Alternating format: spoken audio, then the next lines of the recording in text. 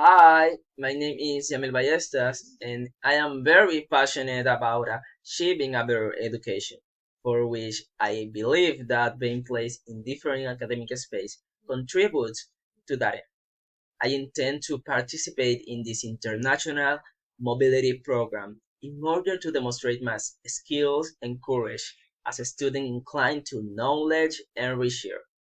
Therefore, the reason why I'm applying to this call are to learn to improve myself as a student and citizen, to access new knowledge and teaching methodologies, to develop transversal qualification as approach a new culture, and to be more autonomous and self-taught.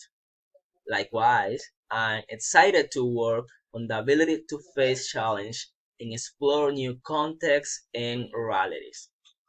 Meanwhile, I have dedicated myself to the advancement of research projects and managed to publish my first article with the help of teacher tutor in the second period 2022.